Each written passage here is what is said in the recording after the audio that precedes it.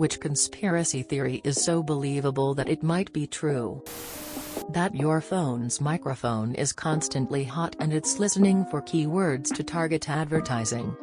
Most glaring instance where this happened to me was when I walked into a colleague's office. He had just gotten a standing desk, but one that goes on top of his existing desk rather than a standalone, model. That's important to note. I said, "Nice standing desk, when did you get that?" "Thanks, just today," he replied. That was literally all that was said about the desk. We talked about work-related stuff, and as I walked out and checked my phone, there was an ad on Facebook for that exact model of standing desk.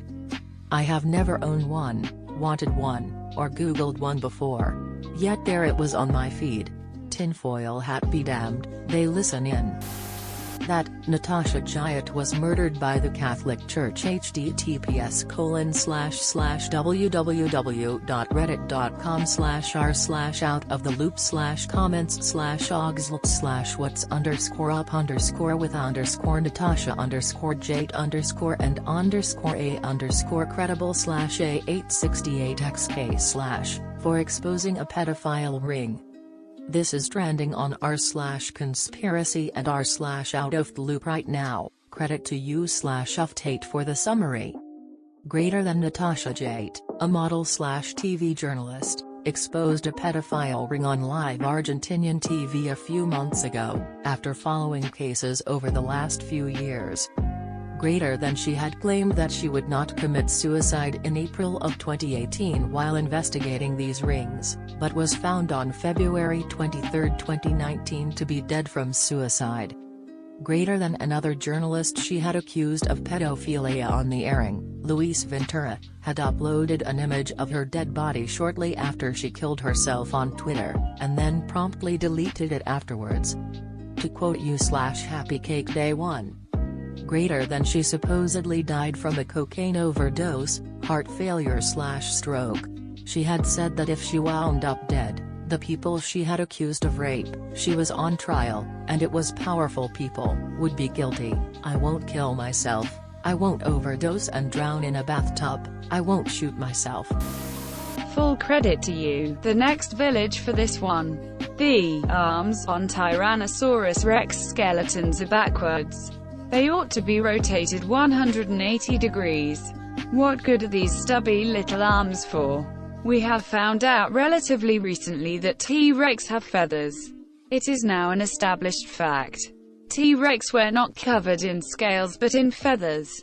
Like a bird. Take the arms on a T-Rex and flip them around 180 degrees. Now you have wings like a ostrich. Here is an illustration of an ostrich skeleton. See the small arms? Quote, wings. https www.google.com/search. Q equals ostrich plus skeleton and client equals Moz Android Verizon and PRMD equals ISNV and source equals LNMS and TBM equals ISHN SA equals X and VD equals 0 RUKEWJ3QRMX UD.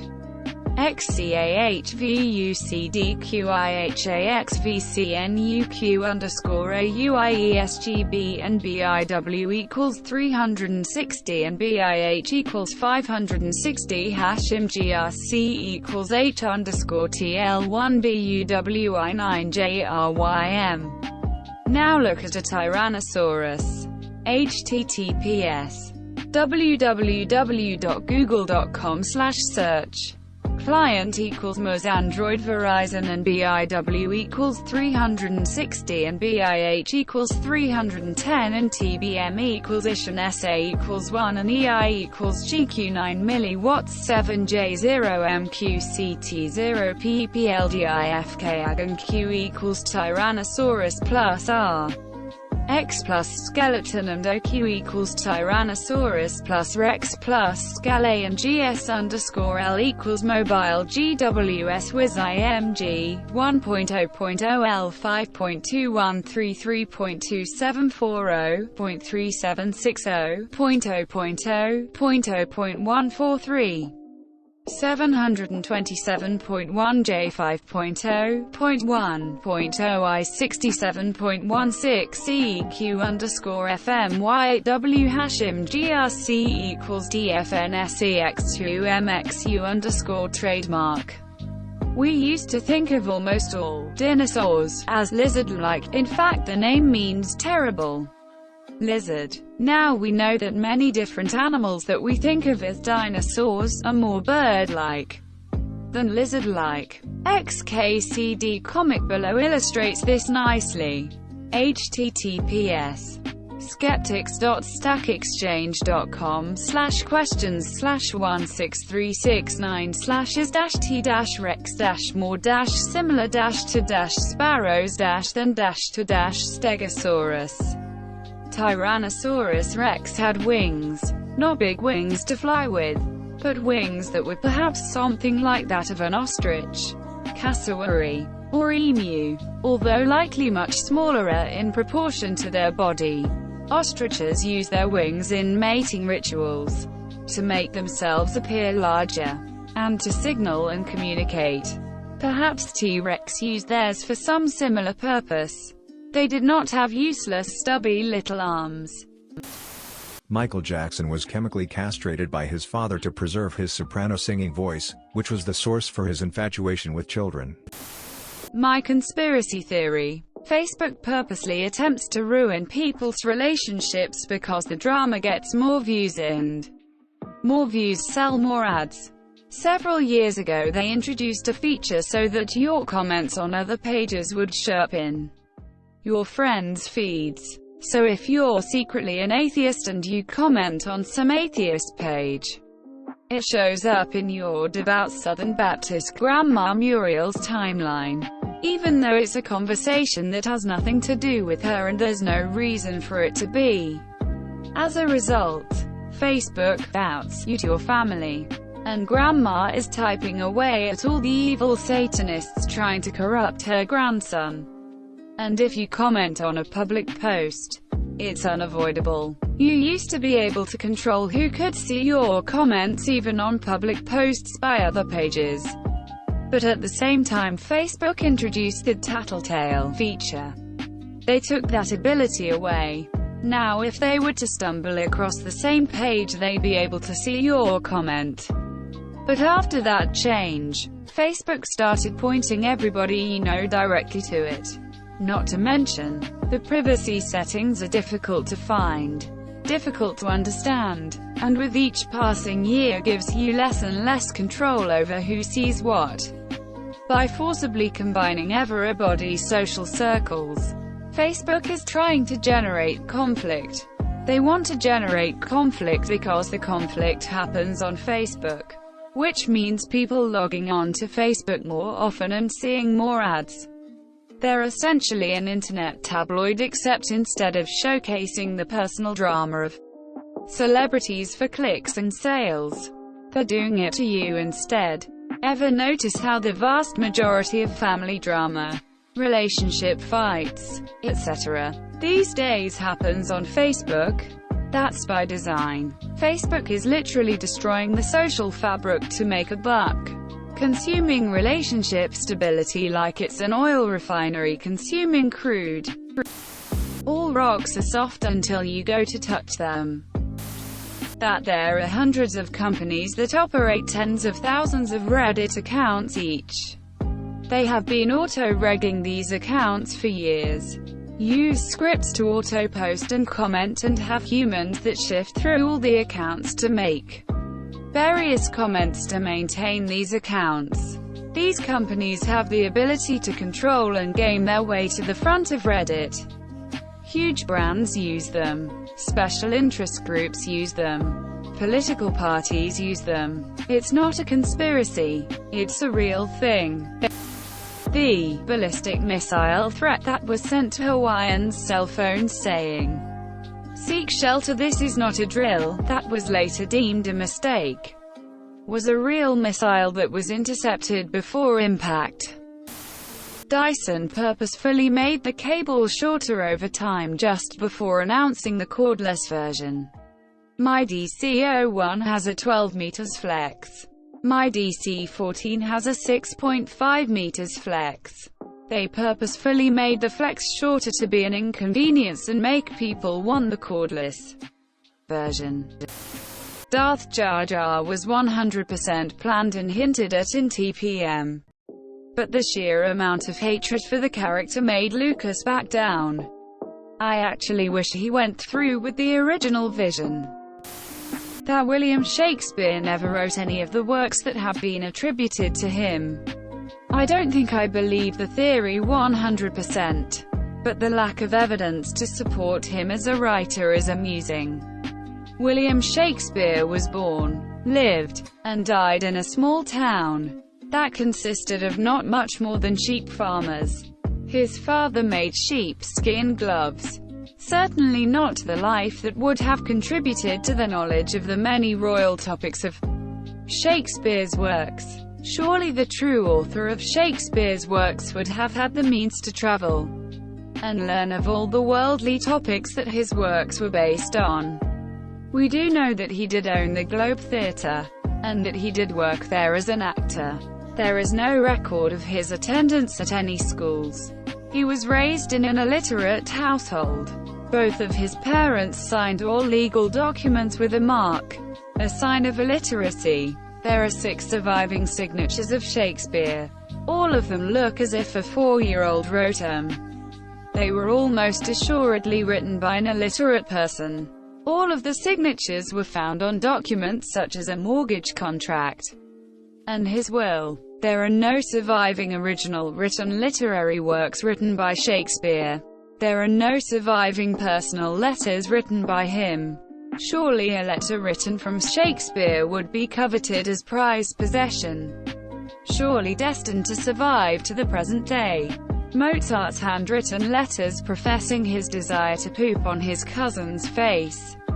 https://wiki/Mozart_and_skatology #letters have survived to this present day. But not a single letter written by William Shakespeare. The only surviving written documents, written in his hand, were his will, and few other small pieces. All pieces of his writing that have been found were all written in secretary hand. A very basic form of writing, typically used by poorly educated people. There are no surviving official documents that recall him as being a writer in any way. All official documents state that he was a businessman and a real estate owner. Shakespeare's will made no mention of any assets related to writings, books, or anything of that nature. All these facts paint a picture of a scenario where someone paid William Shakespeare to use him as a pseudonym for their own writings, and perhaps used his position as the owner of a theatre as their own personal venue. The best theory about the true authorship was Edward de Vere, 17th Earl of Oxford. He was well known to be a gifted poet and playwright. He was also known to sponsor companies of actors, and he was a patron of some of the most well-known theatres. Oxford would not have been at liberty to write about the topics found in Shakespeare's works. The only compelling evidence that I've heard from Shakespeare supporters are anecdotes written years after his death by people who knew Shakespeare, and referring to him as a writer. I don't find this compelling at all. If Shakespeare made an arrangement to act as the author of someone else's works, surely such an arrangement would require Shakespeare lie to everyone. I'm certain that all his friends thought he was a writer. Memes about the NSA and other spy programs are encouraged by the very agencies spying on us to twist the idea into the absurd and to humanize their agents. The rich orchestrated the recession back in 2008 to take advantage of the market. Miley Cyrus's crazy streak was all a carefully planned marketing scheme to get her solidified as an A-list celebrity. The Vatican holds horrible dark secrets and many answers to existential questions. and that Area 51 is a publicity stunt by the government to hide the real testing facility. I have long argued to friends and family that Barack Obama may have been a CIA operative sometime in between college and being a community organizer in Chicago. Bear with me. After graduating from Columbia in 1983, Obama went to work for a company called Business International Corporation, a company that is known to have been used as a CIA front. en.m.wiki.org/wiki/business_international_corporation. In the past there is little information available about this time in Obama's life. The CIA was actively recruiting at that point in history and would have been very interested in a young black man with an Ivy League education and ties to Indonesia and Africa. The information would most likely still be classified, but it could also have helped his rapid accession in politics at such a young age. After nursing this theory for a while, I finally Googled it and, sure enough, loads of websites tout similar theories. Some of it convincing. Not the stuff about him being a CIA chrononaut who fought Russians on the moon. That angle is less convincing. Long John Silver's is some kind of money laundering scheme on the basis that they have been open for as long as I can remember, but I have also literally never seen a busy Long John's. Toxic delusion that I ironically entertain. Perhaps some group of people wanted all the Kennedys dead for some reason. And #X200B. Edit. The term conspiracy theory, and its poor connotation, was created by the U.S. government specifically for skeptics of the official JFK assassination story. Just felt I should put that out there. The president of the Philippines, Duterte, is very anti-drugs to hide his own involvements with drug cartels off which he makes billions. That the CIA post this question every time so they know what the general public suspect.